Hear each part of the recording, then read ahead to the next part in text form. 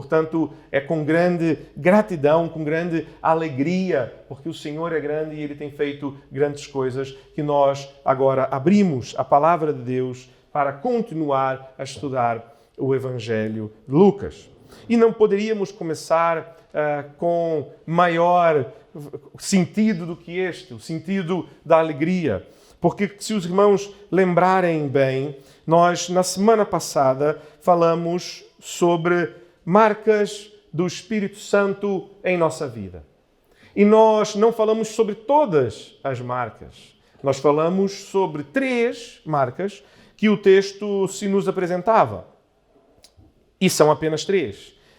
A verdade é que existem muitas outras e hoje mesmo estudaremos ainda mais marcas da presença do Espírito Santo em nossa vida. E falamos também, fiz uma nota, se os irmãos lembrarem bem, fiz uma nota sobre qual o papel do Espírito Santo. E falávamos exatamente sobre isso, sobre como o papel do Espírito Santo é nos abrir o entendimento para que possamos saber. Portanto, é o Espírito Santo que testemunha no nosso coração de que Jesus é exatamente quem Ele dizia ser. Portanto, se os irmãos lembrarem, as 3 marcas que nós estudamos, a primeira foi que, cheios do Espírito Santo, temos uma incontrolável alegria. Por isso que eu disse que, com este sentido de alegria, neste dia de hoje, um dia tão festivo, não é? Um dia em que nós começamos, eu vou usar as palavras da irmã Maria Alice, porque foi assim que ela usou. Com a quebra de protocolo, como já disse, não temos protocolo, quando estamos a celebrar, não é? E com esta alegria de celebrarmos os anos da Andressa e também agora com a irmã Denise e o irmão Mauro, cheios de alegria porque o Senhor os tem abençoado em tantas coisas e também na questão da cura da filha deles e da sobrinha. E não só, porque hoje nós também temos um dia especial, celebramos hoje o Dia das Mães. E não só, hoje nós temos a ceia do Senhor, como os irmãos muito bem veem cá à frente, onde nós relembramos e celebramos a morte e ressurreição do nosso Senhor e Salvador e a definitiva ação de Deus para que pudéssemos ter paz com Ele e este relacionamento que nós temos e que Ele está vivo, está presente, está cá. Portanto, quanta celebração, quanta alegria enche o nosso coração esta manhã, quantos motivos nós temos de alegria. Mas não ficamos aí. A segunda característica, a segunda marca do Espírito Santo que nós vimos foi que nós reconhecemos que não somos dignos da visita do nosso Senhor. Não somos dignos nem da visita dele, nem da presença dele. E a terceira é que, cheios do Espírito Santo, anunciamos a verdade do Evangelho. Esta semana seguiremos no texto e leremos então Lucas capítulo 1 a partir do verso 46 até o verso 56. Este texto que é um texto bastante conhecido e que é conhecido como o Magnificat, que é, portanto, o Cântico de Maria. E que diz então assim: Então disse Maria: A minha alma engrandece ao Senhor e o meu espírito se alegrou em Deus, meu Salvador. Porque contemplou na humildade da sua serva, pois desde agora todas as gerações me considerarão bem-aventurada. Porque o Poderoso me fez grandes coisas, santo é o seu nome. A sua misericórdia vai de geração em geração sobre os que o temem. Agiu com um braço forte, valorosamente, dispersou os que no coração alimentavam pensamentos soberbos, derribou do seu trono os poderosos e exaltou os humildes. Encheu de bens os famintos e despediu os vazios os ricos. Amparou a Israel, seu servo, a fim de lembrar-se da sua misericórdia a favor de Abraão e de sua descendência para sempre, como prometera aos nossos pais. Maria permaneceu cerca de 3 meses com Isabel e voltou para casa. A primeira característica que nós vimos, a primeira marca que nós vimos na semana passada foi a incontrolável alegria. E que alegria conseguimos perceber neste cântico. Que alegria nós conseguimos perceber enquanto Maria encontra-se com Isabel, e nós vimos isso na semana passada, e acontece, nós vemos a alegria de João Batista estremecer-se no ventre da mãe, e a alegria de Isabel, inclusive a dizer: a que devo eu a visita da mãe do meu Senhor? E no meio de toda essa alegria, Maria, então, também canta a sua alegria. Como é marcante esta alegria presente neste cântico. Porque, por isso, portanto, mais uma vez percebemos que a alegria é uma marca. É uma marca constante da presença do Espírito Santo. Como diz o verso 46, a segunda parte e a primeira parte do 47, a minha alma engrandece ao Senhor e meu espírito se alegrou em Deus. Mas neste texto nós percebemos muito mais. E não vamos então ficar a voltar e só a repetir as marcas que já vimos. Vamos adiante e vamos tentar perceber então mais marcas da presença do Espírito Santo em nossas vidas. E a primeira marca que percebemos então hoje, diferente daquelas que nós havíamos visto, é que cheios do Espírito Santo reconhecemos a nossa necessidade de salvação. 46, a segunda parte, Maria diz: meu Salvador. Portanto, a minha alma engrandece ao Senhor e meu espírito se alegrou em Deus, meu Salvador. Ao dizer meu Salvador, Maria reconhece a sua condição caída e pecaminosa e a sua necessidade do Salvador. Jesus, mais à frente, em Lucas capítulo 5, e que nós vamos chegar lá um dia, eventualmente, diz assim no verso 31 e 32, respondeu-lhe Jesus: os sãos não precisam de médico, e sim os doentes. Não vim chamar justos, e sim pecadores ao arrependimento. Portanto, cheios do Espírito Santo, reconhecemos a nossa necessidade de salvação. Porque o Espírito nos mostra quem somos e mostra exatamente como nós já dissemos na semana passada, nos testemunha de quem Jesus é. Segunda marca que nós percebemos é que, cheios do Espírito Santo, reconhecemos que não somos dignos de sermos notados pelo nosso Senhor. Nós, na semana passada, percebemos que nós, cheios do Espírito Santo, reconhecemos que sequer somos dignos da visita do nosso Senhor. Mas o nosso Senhor não apenas nos visita. Ele nos visita e nos nota. E nós também reconhecemos que somos indignos do olhar do nosso Senhor.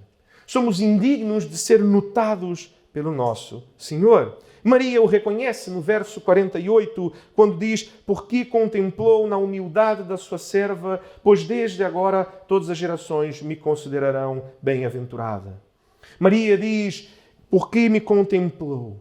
Contemplou, esta palavra nós poderíamos traduzir também como notou, como percebeu, olhou-me, viu-me.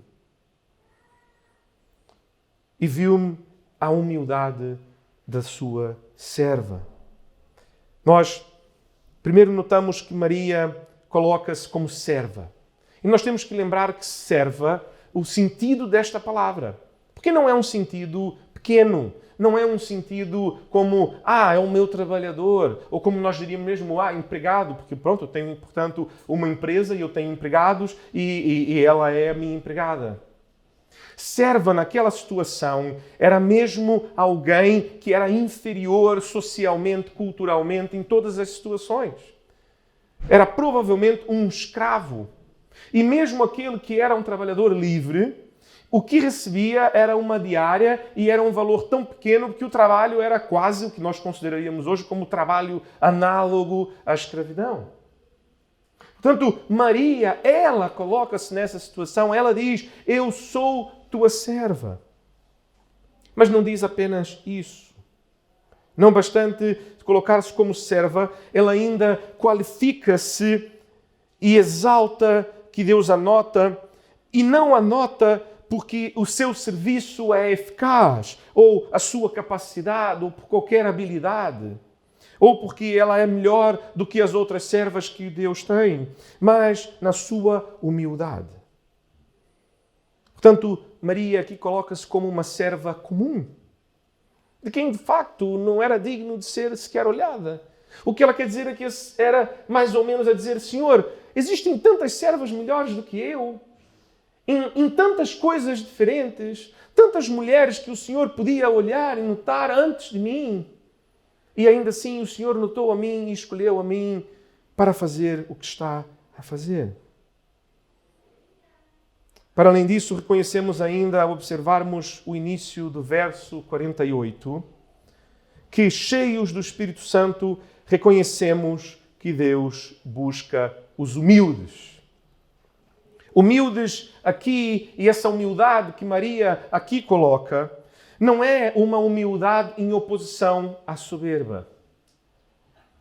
Notem, o sentido que aqui é usado na palavra humildade é o sentido de que não destaca-se em nada. De que não é em nada melhor do que os outros. Que se Deus tivesse uma lista de características da mulher, características desejáveis da mulher serva, e fizesse uma lista, podia ter 10, 20, 30, 100 itens diferentes.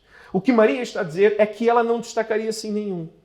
Ela não seria primeiro lugar, se calhar não seria nem o segundo, nem o terceiro, não estaria nem no pódio, não receberia nenhum tipo de manifestação de, olha, parabéns por ser assim. E a verdade, então, é que Maria não destaca-se em nenhuma área. Ela é alguém absolutamente comum.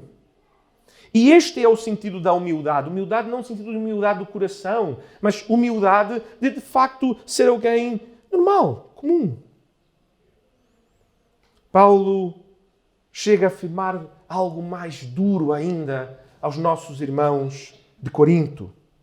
Em 1 Coríntios, no capítulo 1, verso 26 ao 29, Paulo diz assim: Irmãos, reparai, pois, na vossa vocação, visto que não foram chamados muitos sábios, segundo a carne, nem muitos poderosos, nem muitos de nobre nascimento. Pelo contrário, Deus escolheu as coisas loucas do mundo para envergonhar os sábios e escolheu as coisas fracas do mundo para envergonhar as fortes. E Deus escolheu as coisas humildes do mundo e as desprezadas e aquelas que não são para reduzir a nada as que são, a fim de que ninguém se vanglorie na presença de Deus. O que Paulo está aqui a dizer é a mesma coisa que Maria diz. Quando ela diz a humildade da sua serva, o que ela quis dizer foi: Senhor, eu sei que a verdade, eu seria uma das coisas loucas deste mundo. Eu seria alguém que não é. Se alguém fosse descrever a Maria, não a descreveria se calhar por aquilo que ela é. Porque como nós já estudamos aqui em Lucas, Maria, o que nós podemos descrever de Maria é que era uma menina ainda, não é? Uma adolescente que vivia no campo. E é isto. Não há muito mais a se dizer de Maria. E a verdade é que não importa. Porque não é por nenhuma característica, não é por nenhuma santidade, não é por nenhuma colocação que ela faz, nada que ela faça ou quem ela seja. Não é por isso. Mas é exatamente por quem ela não é.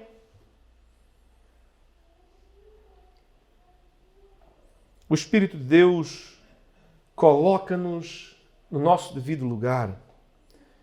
Pois diante de Deus, e eu sempre tenho... É sempre duro. E faço aqui um parêntese. Quando estamos a comunicar, é sempre duro, e ainda essa semana conversávamos em casa sobre isso. E quando nós dizemos, e aqui inclui-me a mim, obviamente. Mas é diferente quando estamos a falar, estamos aqui a pregar e nós dizemos, nós não somos ninguém. Nós não somos nada. A verdade é que a força que isto tem, quando nós ouvimos, no ouvido de quem ouve, a força que isto tem é um bocado, nós não somos nada, nós não somos ninguém. Mas soa-nos como algo distante, algo que não toca-nos tanto, porque afinal estamos a falar de nós e é como se não estivesse então a falar diretamente de mim mesmo e, portanto, é quase como se eu estivesse um bocado desculpado e que no fim o pastor não está a falar tanto de mim. Mas a verdade é que isto fala de cada um de nós, pessoalmente. E é por isso que, por vezes, os irmãos vão ouvir-me dizer: não, nós não somos nada, ou nós não somos ninguém, e vão ouvir-me dizer: não és nada. Não és ninguém. Não há nada que possas oferecer a Deus que possa o agradar ou que Ele já não tenha. E é por isso que diante dele não somos nada, não somos ninguém.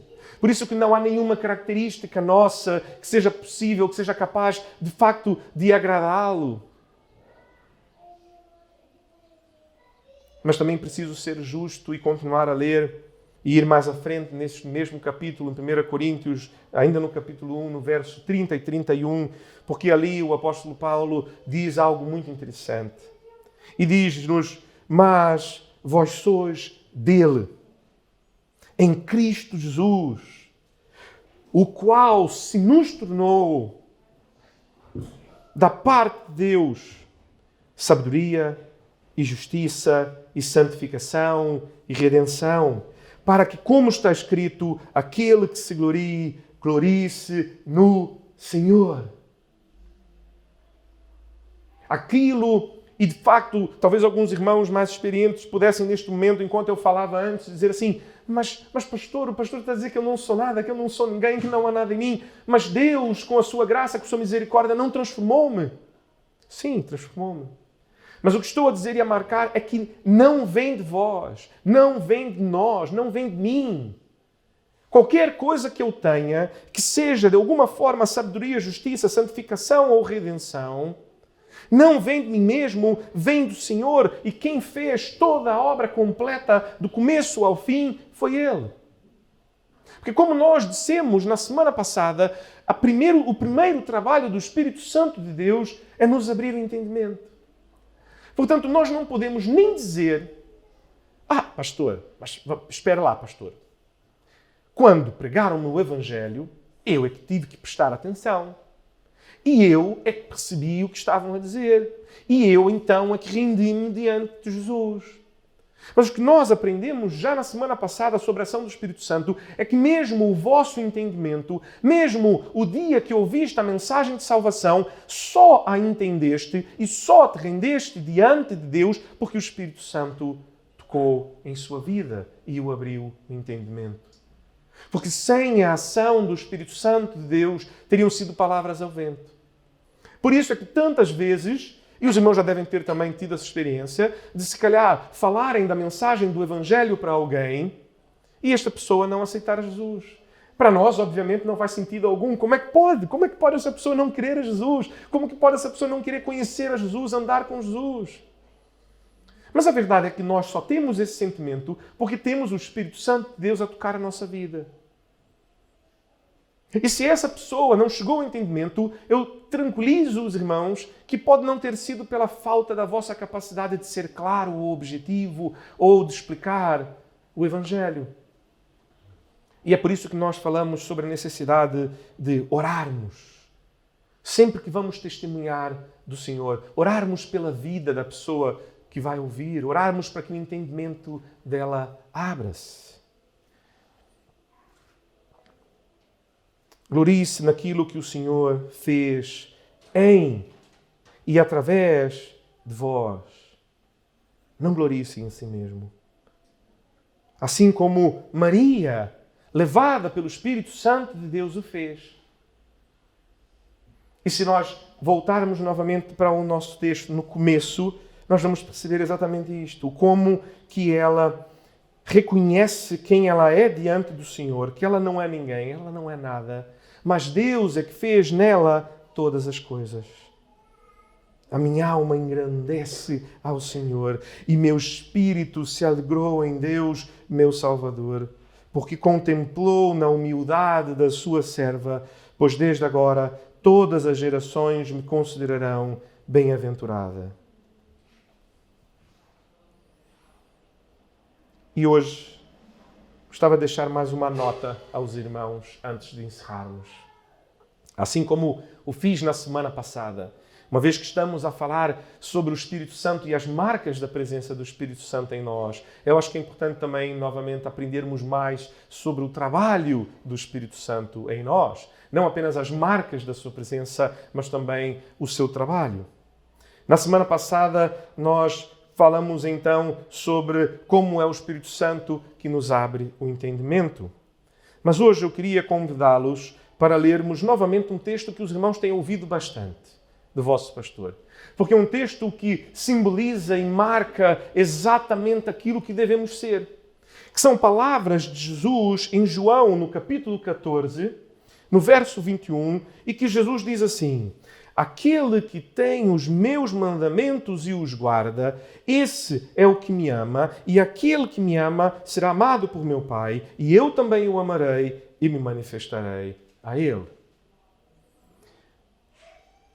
Acontece que muitas vezes nós olhamos esse texto e apesar de entendermos bem, percebermos bem o que o texto nos diz, e nós já temos falado bastante sobre este texto, às vezes esquecemos o contexto em que está inserido. E para isso precisamos ler alargadamente. E para tal, gostava de convidar então os irmãos para que lêssemos mais. Porque nós sabemos que a nossa capacidade é limitada. Não é? E, portanto, quando dizemos aquele que tem os meus mandamentos e os guarda, nós, se formos honestos, sabemos que somos incapazes. Somos incapazes, primeiro, de ter os mandamentos. Portanto, a nossa capacidade de buscar, conhecer e memorizar e ter no nosso coração, como Paulo diz, escondi a tua palavra no meu coração para não pecar contra ti, o salmista vai dizer. Nós temos que lembrar a palavra de Deus, mas muitas vezes somos limitados. Quantas vezes nos falha? Tentamos lembrar um verso e nós tem um verso que fala sobre isso. Eu não lembro muito bem onde, eu não lembro muito bem o que diz, mas eu tenho certeza que tem. Porque a nossa memória é limitada. E quantas vezes cumprir, mesmo que saibamos, é difícil. Ainda essa semana conversava com um dos irmãos aqui da igreja em aconselhamento e falava sobre uma experiência que tive, quando lembrei-me daquele texto da experiência dos 3 jovens, Sadraque, Mesaque e Abednego, que diante do rei, o rei disse que deveriam ajoelhar-se diante daquela estátua de ouro e eles disseram que não ajoelhariam e o rei diz que vai jogá-los então na fornalha e eles dizem: ó rei, eu sei que meu Deus é poderoso para livrar-me, mas ainda que não nos livre, nós não nos ajoelharemos. Nós sabemos o fim da história, mas o mais importante é o coração deles ali. Eles dizem, ainda que Deus não nos livre. Eles sabem exatamente quem Deus é e agem desta maneira. Agora, quantas vezes nós já fomos colocados diante de uma fornalha e ao invés de agirmos como Sadraque, Mesaque e Abednego, agimos ao contrário e dizemos, onde é que está para eu olhar? É para qual lado? É para lá ou é para cá? E tentamos dar desculpas a dizer, mas Deus não se importa porque Ele, no fim, Ele conhece o meu coração, Ele sabe que não foi sincero isto que fiz. E uso esse exemplo, irmãos, para que os irmãos percebam que também não é apenas saber, não é apenas ter os mandamentos de Jesus, mas também os guardar, também os cumprir, também agir. E como é difícil. Mas no verso 16 do mesmo capítulo 14 de João e no verso 17, Jesus diz assim, portanto, antes, lembrem-se, o que nós lemos agora foi o verso 21. Antes de Jesus dizer isso, ele diz, eu rogarei ao Pai e Ele vos dará outro Consolador, a fim de que esteja para sempre convosco. O Espírito da verdade que o mundo não pode receber, porque não o vê, não o conhece. Vós o conheceis, porque Ele habita convosco e estará em vós. Jesus então começa a dizer que rogará a Deus para que envie o Consolador, o Espírito da verdade que estará em nós. Então, no verso 21, ele diz, aquele que tem os meus mandamentos e os guarda, este é o que me ama. E aquele que me ama será amado por meu Pai, e eu também o amarei e me manifestarei a ele. Mas Jesus também não para por aí. Porque ele diz a razão pela qual ele enviará o Consolador. E ele diz quem é este Consolador. E diz isso no verso 26. Quando diz, mas o Consolador, o Espírito Santo, a quem o Pai enviará em meu nome, esse vos ensinará todas as coisas e vos fará lembrar de tudo o que vos tenho dito. Amém. Deus, não apenas Jesus, não apenas vem ao mundo e não apenas nos diz aquilo que devemos fazer e não apenas diz que espera que nós lembremos e façamos, mas Ele diz, eu sei que vocês são realmente completamente incapazes de o fazer. E, portanto, eu vos enviarei o Espírito Santo e o Espírito Santo, este os ensinará e os fará lembrar de todas as coisas e também nos ajudará a cumpri-las. Assim como o nosso entendimento nos é aberto pelo Espírito Santo e não pela nossa capacidade, nós estudamos e percebemos a palavra de Deus e cumprimos os mandamentos de Jesus não por quem nós somos, mas por quem Ele é em nós. E porque o seu Espírito Santo a viver em nós nos faz agir assim. Novamente, como nós já lemos. Por que razão? Para que ninguém se glorie. Para que nenhum de nós possa dizer ao outro, estás a viver uma vida má. Deus não se agrada da tua vida. Mas olha a minha. A minha vida é um espetáculo. Eu sou um exemplo daquilo que devo ser. Devias ser mais como eu.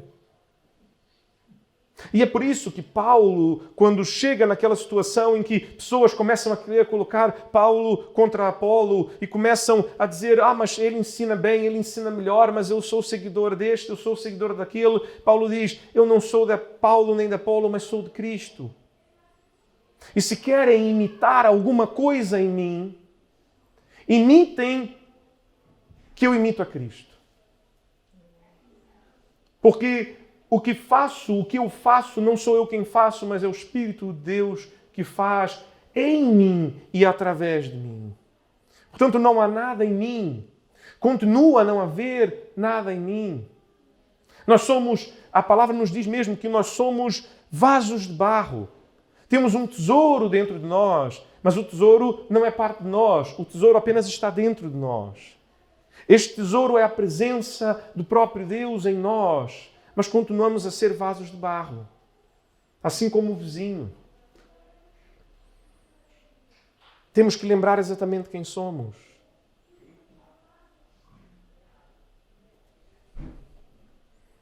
E novamente,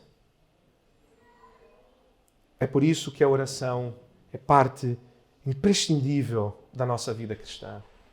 Porque do começo ao fim a nossa vida cristã é pela fé e do começo ao fim a nossa vida cristã é pela ação do Espírito Santo em nós.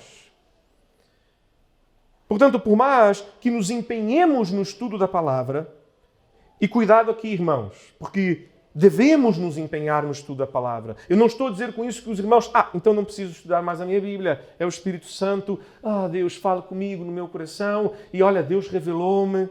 Não é isto. Porque Deus já deixou a sua palavra para que estudássemos.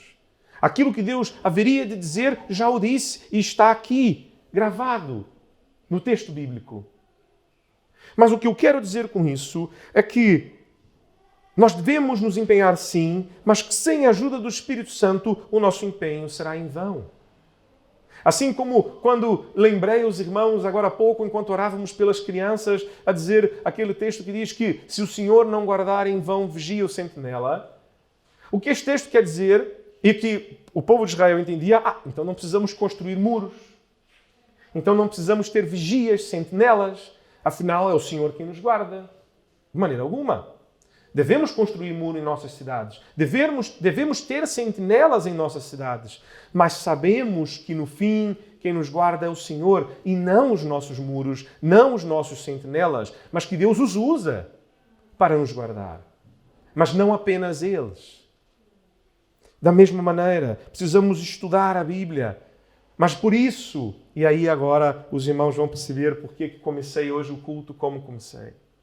E por que é que começamos todos os nossos cultos como começamos, a pedir a presença do Espírito Santo de Deus, a pedir que Ele tire das nossas vistas qualquer coisa que nos impeça de ver, que tire dos nossos ouvidos qualquer coisa que nos impeça de ouvir, que Ele abra o nosso entendimento, que Ele nos explique, que Ele nos ensine, para que possamos aprender e possamos colocar em ação aquilo que o Senhor deseja que façamos.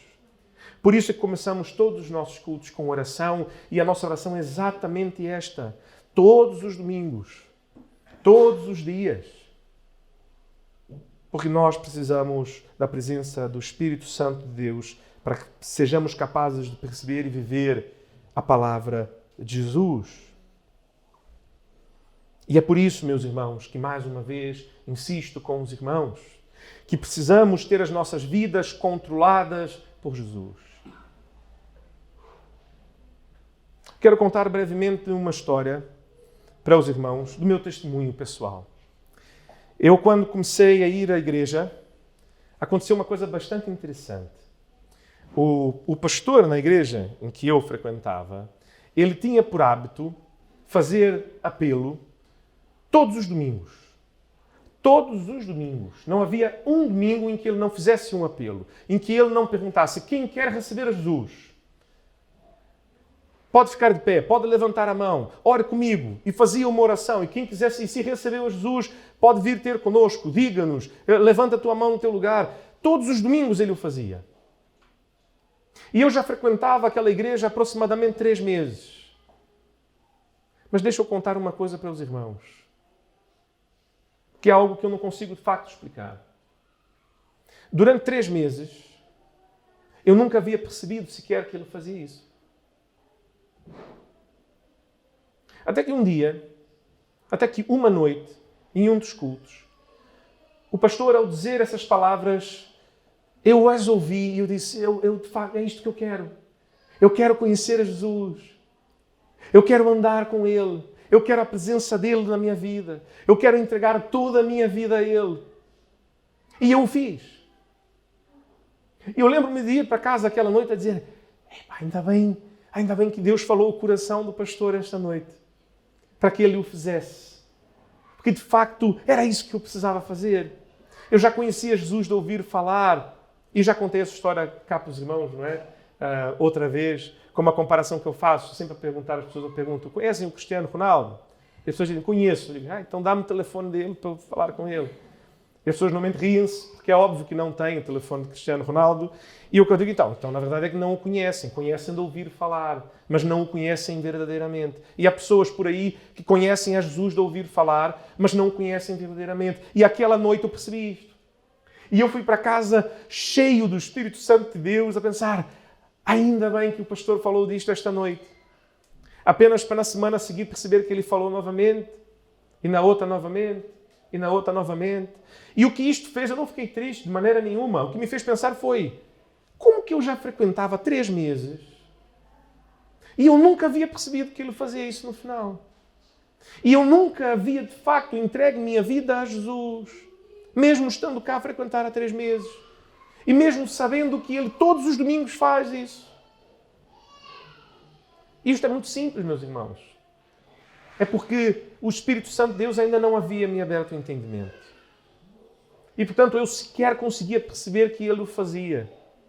Mas no dia em que o Espírito Santo de Deus me abriu o entendimento, foi o dia então em que eu recebi a Jesus em minha vida. Conseguem perceber? E precisamos do Espírito Santo o tempo todo. Não é apenas, então agora orei, recebi a Jesus e está feito. Porque Jesus pode ter sido, vamos dizer assim, convidado para dentro da nossa vida, não é? Uma coisa é quando vamos dar uma boleia a alguém e então nós, passamos na casa daquela pessoa, daquele nosso amigo e dizemos assim: olha, Mauro, entra lá. Destrava as portas do carro e o irmão Mauro entra, e vamos, e eu continuo a conduzir a minha vida. Continuo a ir para onde quero, continuo a usar o caminho que quero, a velocidade que quero, a dirigir a minha vida da maneira que quero, a conduzir a minha vida eu mesmo. Ainda que o irmão Mauro esteja dentro do carro comigo. Ele pode dar a opinião dele, pode dizer qualquer coisa, pode dizer, olha, pastor, eu acho que este caminho aqui é o melhor, ou aquele outro, ou, olha, o pastor perdeu a entrada, aquela rua ali era mesmo o caminho. Ou, olha, pastor, está a ir muito devagar, assim vamos atrasar. Ele pode dar a opinião dele, mas a verdade é que quem continua a conduzir sou eu. Irmãos, é possível convidar Jesus para entrar na sua vida e continuar a conduzir a própria vida. Mas não é isso que somos chamados a fazer. Nós somos convidados a entregar a condução da nossa vida a Jesus. E Ele fazer tudo aquilo que nos incomoda quando emprestamos o nosso carro a alguém, não é? Ele ajeita os espelhos e nós pensamos, ei pá, vou ter que depois ter todo o trabalho de meter os espelhos de volta no lugar. E Ele arruma o banco e as costas do banco e o apoio lombar e começa a mexer no computador e nós falamos, epá, espera lá, o carro é meu, não é? Não é vosso. Mas é exatamente isto que Jesus nos chama a fazer. Entregar a condução. E não apenas a condução, mas tudo. Há uns que preferem andar com o ar-condicionado ligado. Há outros que preferem andar com os vidros abertos. A verdade é que aqui já não importa. Porque quem vai dizer se o ar-condicionado vai estar ligado ou se o vidro vai estar aberto, ou qual o tipo de música, ou o volume da rádio, ou a velocidade, ou o caminho, é Jesus. E isto é viver uma vida cheia do Espírito Santo de Deus, é entregar a condução da tua vida, a tua vida inteira a Ele, todas as áreas. Os teus pensamentos, as tuas ações, as tuas palavras, os teus dias. É por isso que nós precisamos do Espírito Santo em nossa vida. Porque não é uma tarefa fácil. E aquele que consegue, sabe que consegue pela força do Espírito Santo, não por si mesmo. Se houver alguém que diga que, mas eu consigo. Ou que diga, aquele irmão não consegue porque é preguiçoso, ou porque não lê o suficiente, ou não ora o suficiente, ou porque... E, portanto, se acha melhor do que o outro, esta pessoa precisa rever, porque se calhar não conhece a Jesus. Porque uma das marcas da presença do Espírito Santo, como nós temos visto, vimos na semana passada, reconhecemos que não somos dignos sequer da visita do nosso Senhor. E hoje nós vimos, não somos dignos nem do olhar do nosso Senhor. Não somos dignos do favor do nosso Senhor. Estas são marcas de alguém que está cheio do Espírito Santo de Deus. Qualquer um que gloria-se a si mesmo, não tem essas marcas, deve revisar se tem o Espírito Santo de Deus.